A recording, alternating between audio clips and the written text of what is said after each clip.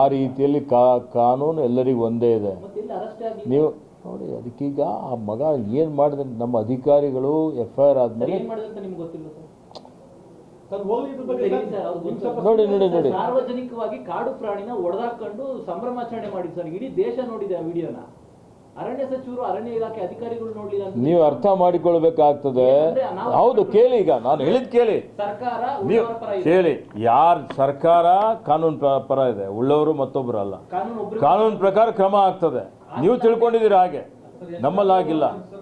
ನಾನು ಅದಕ್ಕೆ ವರದಿ ಕೇಳಿದ್ದೇನೆ. ಆ ರೀತಿಯ ತ್ವರಿತ ಪ್ರಕ್ರಿಯೆ ಈ ಕೇಸಲ್ಲಿ ಯಾಕಾಗಲಿಲ್ಲ? ಯಾವ ಕೇಸಲ್ಲಿ? ರಾಯಚೂರು ಕಾರಣಕ್ಕೆ ಎತ್ತಾಕೊಂಡು ಬಂದ ಪ್ರಕ್ರಿಯೆಗಳು ಕಾಡು ಪ್ರಾಣಿ ನೋಡಿ, ಸಮಾರಂಭ ಆಚರಣೆ ಮಾಡಿದವರು ಪ್ರತ್ಯೇಕವಾದಂಥ ಪ್ರಕರಣಗಳ ಬಗ್ಗೆ ನಾನು ಪ್ರತಿಕ್ರಿಯೆ ಕೊಡಲಿಕ್ಕೆ ಆಗೋದಿಲ್ಲ. ಅರ್ಥ ಮಾಡಿಕೊಳ್ಳಿ. ಒಬ್ಬ ಸಚಿವನಾಗಿ ಆಯಾ ಅಧಿಕಾರಿಗಳದ್ದು ಏನು ಕರ್ತವ್ಯ ಇದೆ ಅವ್ರ ಕರ್ತವ್ಯ ಅವ್ರು ಮಾಡಬೇಕು. ಕರ್ತವ್ಯ ಲೋಪ ಮಾಡಿದರೆ ಶಿಸ್ತು ಕ್ರಮ ಜರುಗಿಸ್ತೀವಿ ಅಷ್ಟೇ. ಯಾವಾಗ ಅಂದರೆ 24 ತಾಸಲ್ಲಿ ಏನೂ ಆಗೋದಿಲ್ಲ. ಕಸ ಬಂತವನಿಗೆ ಗಲ್ಲು ಶಿಕ್ಷೆ ಕೊಡಲಿಕ್ಕೆ ನಮ್ಮ ಕಾನೂನು ಪ್ರಕ್ರಿಯೆಯಲ್ಲಿ 6 ತಿಂಗಳು ಹಿಡಿತು, 9 ತಿಂಗಳು ಹಿಡಿತು. ಅರ್ಥ ಆಯ್ತಾ? ಅದು ಅರ್ಥ ಮಾಡ್ಕೊಂಡು ಮಾತಾಡಿ. ಹೇಳಿ. ನೋಡಿ, ನನ್ನ ಗಮನಕ್ಕೆ ಮಾಧ್ಯಮದ ಮುಖಾಂತರ ಬಂದ ನಂತರ FIR ಆಗಿದೆ. ತನಿಖಾ ವರದಿ ಏನು ಬಂದಿದೆ ಗೊತ್ತಿಲ್ಲ. ತನಿಖಾ ವರದಿ ಬಂದ ಮೇಲೆ ಅದ್ರ ಮೇಲೆ ಮುಂದಿನ ಕ್ರಮ ಆಗ್ತದೆ. ನೋಡಿ, ನೂರಾರು ಪ್ರಕರಣಗಳಾಗ್ತವೆ. ಪ್ರತಿಯೊಂದು ಪ್ರಕರಣ ಇವತ್ತು ನಾವೇ ನೋಡಬೇಕು ಅಂತ ಇರೋದಿಲ್ಲ. ಅರ್ಥ ಆಯ್ತಾ? ಒಬ್ಬ ಶಾಸಕನ ಮಗ, ಜವಾಬ್ದಾರಿ ಇರ್ಬೇಕಾದ ಶಾಸಕ ಮಗ ಕಾಡು ಪ್ರಾಣಿ ನೋಡ್ಬಿಟ್ಟು ಸಂಭ್ರಮಾಚರಣೆ ಮಾಡ್ತಾರೆ ಅಂದ್ರೆ ಇಲಾಖೆ ನೋಡ್ಕೊಂಡು ಕೂತಿದೆ ಅಂತಂದ್ರೆ ಆ ಇಲಾಖೆ ಅಧಿಕಾರಿಗಳು ಇನ್ನೆಷ್ಟು ಪಾಪ ನೋಡಿ, ಇಲಾಖೆಯವರು ಈಗಾಗಲೇ FIR ಆಗಿದೆ. FIR ಆಗಿದ್ಮೇಲೆ ಕೋರ್ಟ್ ಪ್ರಕರಣ ಆಗುತ್ತೆ. ಕೋರ್ಟಲ್ಲಿ ಸಬ್ಜುಡಿಸ್ ಆಗುತ್ತೆ. ಹೌದು, ಅವನ ಕೇಸ್. ಬೆಳಗ್ಗೆ ರೇಡ್ ಆಗೋಯ್ತು ಯಾವ್ದು ಮಾಜಿ ಮುಖ್ಯಮಂತ್ರಿ ಮನೆಗೆ. ಏನು ಇಲ್ಲಿ ರೇಡ್ ಆಗೋಯ್ತು ಬೆಳಗ್ಗೆ ಮಾಜಿ ಮುಖ್ಯಮಂತ್ರಿ ಮನೆಗೆ. ಅದಾದ್ಮೇಲೆ ಅವ್ರ ಮಗ ಹಾಕಿದ್ರು ಅಂತ. ಈಗ ಸಾರ್ವಜನಿಕರ ವಿಡಿಯೋ ಇದೆ. ಇನ್ನೇನ್ ಬೇಕು ಅರಣ್ಯ ಇಲಾಖೆ ಅಧಿಕಾರಿಗಳಿಗೆ? ನೋಡಿ, ಪ್ರಕರಣ ದಾಖಲಾಗಿದೆ ಅಂತ ಹೇಳ್ತಾ ಇದ್ದೀನಿ. ಮುಂದೆ ಏನಾಗಿದೆ ಅಂತ ಕ್ರಮ ನಾನು ವರದಿ ತರಿಸ್ಕೊಳ್ತೇನೆ. ಮೇಲ್ನೋಟಕ್ಕೆ ಲೋಪ ಆಗಿದೆ ಅಂತ ಅನಿಸ್ತಾ ಸಾರ್ವಜನಿಕವಾಗಿ ಈ ವಿಷಯ ಬೇರೆ ವಿಷಯ ತೆಗೆದುಕೊಂಡು ಸೀರಿಯಸ್ ತೆಗೆದುಕೊಂಡಿಲ್ಲ ಸರ್ಕಾರ. ಈ ವಿಷಯದಲ್ಲಿ ನೋಡಿ, ಸರ್ಕಾರ ಎಲ್ಲ ಪ್ರಕರಣದಲ್ಲಿ ಗಂಭೀರತೆ ಇದೆ. ಈಗ ನಮ್ಮ ಗಮನ ನೋಡಿ ನೋಡಿ ನೋಡಿ ನೋಡಿ ಈಗ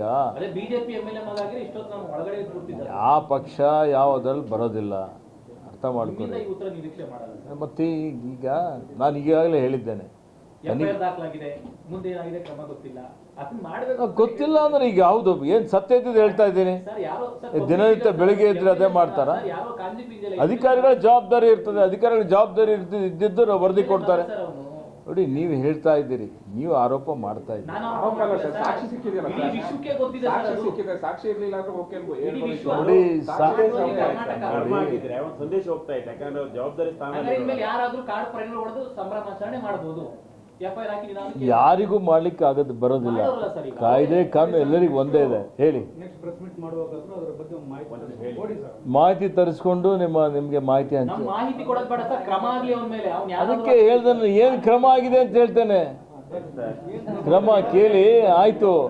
ಕ್ರಮ ಏನು ಆಕ್ಷನ್ ಆಗಿದೆ ಅಂತ ನಿಮ್ಗೆ ಹೇಳ್ತೇನೆ ನಾನು. ಓಕೆ.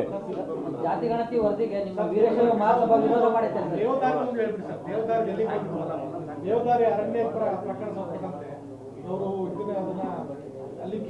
ದೇವದಾರಲ್ಲಿ ಹೈಕೋರ್ಟಲ್ಲಿ ನಡೀತಾ ಇದೆ. ಹೈಕೋರ್ಟಲ್ಲಿ ಅವ್ರು ಹಾಕಿದ್ದಾರೆ. ನಾವು ದುಡ್ಡು ಕಟ್ಟಿದ್ದೇವೆ. ಸ್ಟೇಜ್ 2 ಆಗಿದೆ. ನಮಗೆ ಅರಣ್ಯ ಭೂಮಿ ಹಸ್ತಾಂತರ ಮಾಡಿಲ್ಲ, ಮಾಡಿಸ್ಕೊಡಿ ಅಂತ ಕೇಳಿದ್ದಾರೆ. ಅವರು ಅರ್ಜಿ ಹಾಕಿದ್ದು ಹಿಂದಿನ ಸರ್ಕಾರದಲ್ಲಿ. ನನ್ನ ಗಮನಕ್ಕೆ ಬಂದು ಜಮೀನು ಹಸ್ತಾಂತರ ಮಾಡುವಂಥ ಸಂದರ್ಭದಲ್ಲಿ ನಾನು ಅದನ್ನು, ಅದು ನಮ್ಮ ಇಲಾಖೆದು, ಅರಣ್ಯ ಇಲಾಖೆದಿದೆ, ಅಲ್ಲಿ ಭಾಳಷ್ಟು ಮರಗಳಿದ್ದಾವೆ, ಕಡಿಬೇಕಾಗ್ತದೆ. ಅದರ ಜೊತೆಯಲ್ಲಿ KOC ಹೊಲ್ದರು ಭಾಳಷ್ಟು ಹಿಂದೆ ಕೊಟ್ಟಂಥದ್ದು ನಿಯಮ ಉಲ್ಲಂಘನೆ ಮಾಡಿದ್ದಾರೆ. ಅರಣ್ಯ ಇಲಾಖೆ ಏನು ಭರವಸೆ ಕೊಟ್ಟಿದ್ದರು, ಆ ಭರವಸೆ ಇವತ್ತು ಸುಳ್ಳಾಗಿದೆ. ಅದಕ್ಕೆ ಅವರು ಅರಣ್ಯ ಇಲಾಖೆಗೆ ಜಮೀನು ವಾಪಸ್ ಕೊಡಬೇಕು, ಅರಣ್ಯ ಇಲಾಖೆಗೆ ಹಣ ಕಟ್ಟಬೇಕು. ಅದಕ್ಕೆ ಅದನ್ನು ನಾನು ತಡೆ ಹಿಡಿದಿದ್ದೇನೆ. ಈಗ ಹೈಕೋರ್ಟಲ್ಲಿ ಕೇಸ್ ನಡೀತಾ ಇದೆ. ಅವರು ಅವ್ರದ್ದೇನು ವರ್ಷನ್ ಇದೆ ಹೇಳಿದ್ದಾರೆ. ನಮ್ಮದೇನು ರಿಜೈಂಡರ್ ಇತ್ತು ನಮ್ಮ ಇಲಾಖೆಯವರು ನಮ್ಮ ವಕೀಲರ ಮುಖಾಂತರ ಕೊಟ್ಟಿದ್ದಾರೆ. ಮೊದಲನೇ ವಾರದಲ್ಲಿ ಮತ್ತೆ ಹಿಯರಿಂಗ್ ಬರ್ತಾ ಇದೆ. ಸಿದ್ದರಾಮಯ್ಯನವರು ಅದಕ್ಕೆ ಅನುಮತಿ ಕೊಟ್ಟಿದ್ರು. ಹಿಂದೆ ಸಿದ್ದರಾಮಯ್ಯನವರು ಸಿಎಂ ಆಗಿದ್ದಾಗ ಅನುಮತಿ ಕೊಟ್ಟಿದ್ರು. ಅದನ್ನ ಎಕ್ಸಿಕ್ಯೂಟ್ ಮಾಡಿ ಅಂತ ಆರ್ಡರ್ ಮಾಡಿದ್ರೆ ನಿಮ್ಮ ಮಾನ್ಯ ಸಿದ್ದರಾಮಯ್ಯನವರು ಅನುಮತಿ ಕೊಟ್ಟಿರಲಿಲ್ಲ. ಓಕೆ, ನೀವು ಇದು ಅರ್ಥ ಮಾಡಿಕೊಳ್ಬೇಕಾಗ್ತದೆ. ಸ್ಟೇಜ್ 1 ಸ್ಟೇಜ್ 2 ಆಗಿದ್ದು ಹಿಂದಿನ BJP ಸರ್ಕಾರದಲ್ಲಿ. ಓಕೆ, ಅದಕ್ಕೆ ಅವರು ಅನುಮತಿ ಕೊಟ್ಟಂಥ ಸಂದರ್ಭದಲ್ಲಿಯೂ ಸಹಿತ ಕೆಲವೊಂದು ಷರತ್ತುಗಳಿದ್ದು.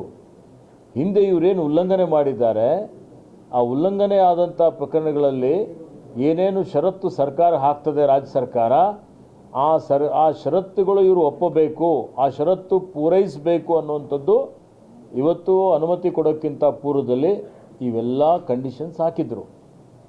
ಅದು ಎಲ್ಲಿ